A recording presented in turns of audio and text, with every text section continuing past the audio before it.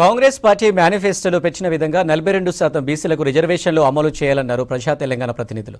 Somajiguda press క్లబ్లో reservation day సందర్భంగా ప్రజా తెలంగాణ సంస్థ ఆధ్వర్యంలో సెమినార్ నిర్వహించారు. స్థానిక సంస్థల ఎన్నికల్లో బీసీల రిజర్వేషన్లు పెంచాలని, కులగణన చేయాలని ప్రభుత్వాన్ని డిమాండ్ చేశారు.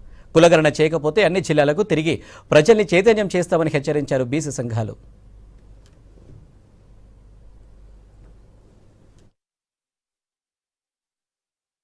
వాళ్ళ వాతావరణం, పెరిగిన వాతావరణం, వాళ్ళకు చదువుకున్న వాతావరణం, అట్లాంటి వాతావరణంలో ఉన్న మనుషులకు మిగతా మంచి వాతావరణంలో పెరిగిన వాళ్ళతో పోటీ పెడితే వాళ్ళు గెలవడం అనేది కష్టం. కాబట్టి మెరిట్ అనేది ఒక రిలేటివ్ పదం ఒకటి.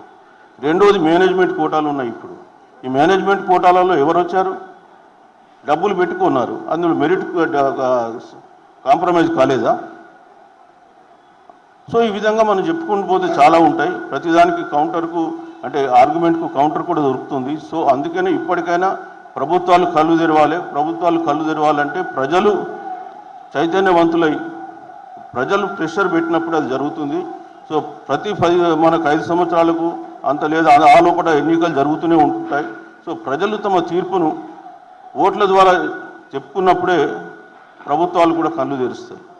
జమీందారులకు రిజర్వేషను, యూనివర్సిటీకి రిజర్వేషను, యూనివర్సిటీ టీచర్లకు కూడా రిజర్వేషను, ముస్లింకి రిజర్వేషను, సిక్కులకు రిజర్వేషను, అన్ని రకాల రిజర్వేషన్లు ఇచ్చి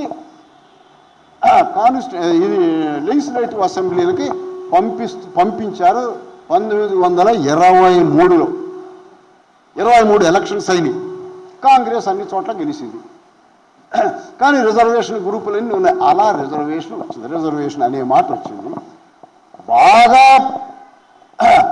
ముందుకు రావడానికి గల కారణం ఏంటి? ఇప్పుడు మీరు ఎవరో చెప్పారు. డిప్రెస్డ్ క్లాస్ అనేటువంటిది ఒకటి పుట్టింది 1917లో. ఒక జడ్జి, మహారాష్ట్ర జడ్జి, దానికి చైర్మన్. ఎవరు డిప్రెస్డ్ క్లాసు?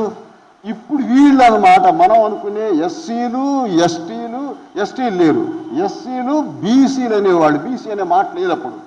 డిప్రెస్డ్ క్లాస్ అనేటువంటి వాళ్ళు అందరూ కింద వాళ్ళు అన్నమాట, భూస్వాములు కాని వాళ్ళు. ఇక్కడ మీ అందరూ గుర్తుంచుకోవాల్సినటువంటి మరొక చిన్న విషయం ఏంటంటే, నిజంగా బీజేపీ వాళ్లకు లేదా ఆ మనస్తత్వం ఉన్న వాళ్లకు, హిందూ మతం భావజాలం ఉన్న వాళ్లకు, లేదా బీఆర్ఎస్ భావజాలం ఉన్న వాళ్లకు, లేక బీఆర్ఎస్తో అంటగట్టినటువంటి వాళ్లకు, లేదా ఇంకా బీఆర్ఎస్ పార్టీని లేపాలనుకునేటటువంటి వాళ్లకు ఎక్కడైనా కమిట్మెంట్ ఉందా? అసలు ఎవడి బీజేపీ వాడు? వీడిగల భారతదేశాన్ని చీల్చుతున్నటువంటి వాడు, వీడిగల భారతదేశాన్ని బలహీనపరిచినటువంటి వాడు, ఈ దేశంలో, ఈ సమాజంలో ఈ మనుషుల్ని, భారతీయుల్ని విడగొట్టింది ఇవాళ మనువాద సిద్ధాంతం.